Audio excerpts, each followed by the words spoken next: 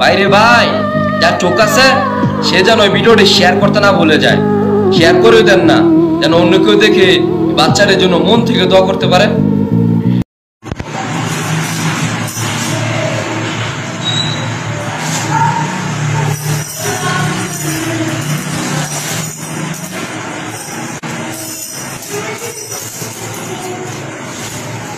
ভাইরে, জীবনে তো অনেক ভিডিওই দেখলাম, কিন্তু সাপের কামড়ে যে সিংহ এত বড় একটা শক্তিশালী একটা প্রাণী তার বিষের কাছে নিস্তেজ হয়ে গেল। ভাই, ভিডিওটা যদি ভালো লাগে থাকে অবশ্যই একটা লাইক, একটা কমেন্ট। বন্ধুরা, এই ভিডিওটা একবার দেখেন। আমার মতে এই মহিলাটার সাথে যে ঘটনাটা ঘটেছে এটা তার প্রাপ্য ছিল, কেননা মহিলা হয়ে এমন কাজ করাটা মোটেও ঠিক না। পারলে ভিডিওটা একটা শেয়ার করে অন্যকে দেখার সুযোগ করে দিয়েন।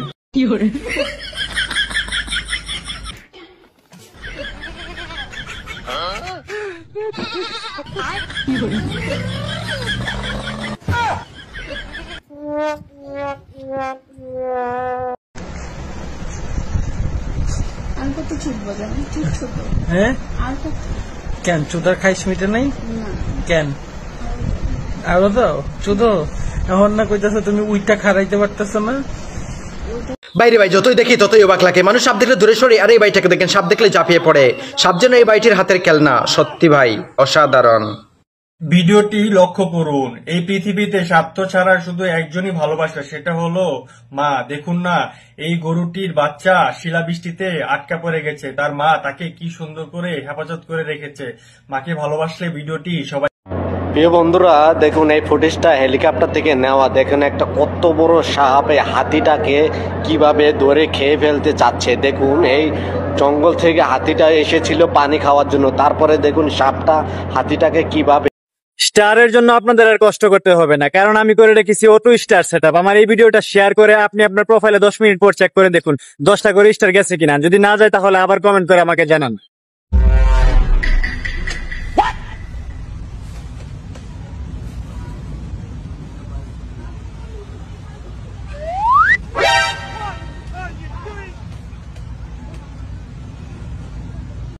ঢাকা শহর এই অটো ড্রাইভার গুলা খুবই বেপরোয়া, তারপরও সবাই বলবে ওই টাকওয়ালা রেজে।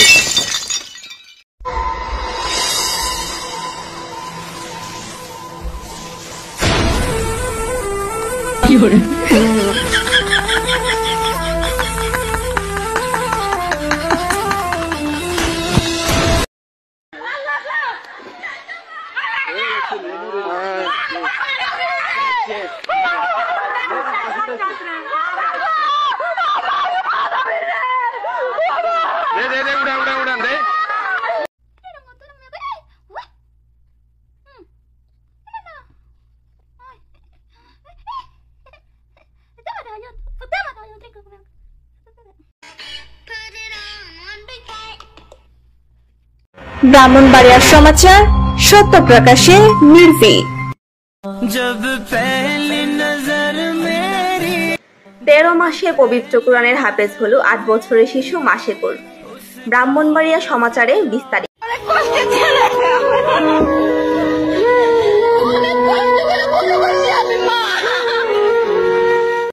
ভাষা না জানলেও ভালোবাসা বোঝে সবাই। এই ছোট শিশুটিও জানে না ভয় কাকে বলে, আর সাপটাও ভুলে গেছে যেন সে বিষধর। সাপটা হয়তো কথা বলতে পারে না, কিন্তু সে বুঝে গেছে এই শিশুটার মন একদম নিষ্পাপ। আমার জীবনটা বিখ্যাত, আল্লাহ দোয়াই আপনাদের কাছে।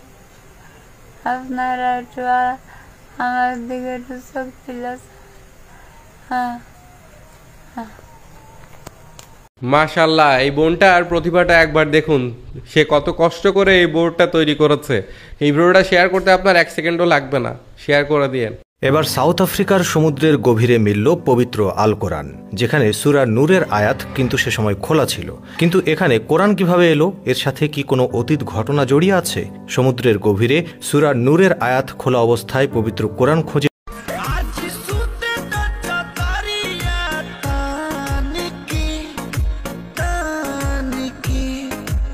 जाने की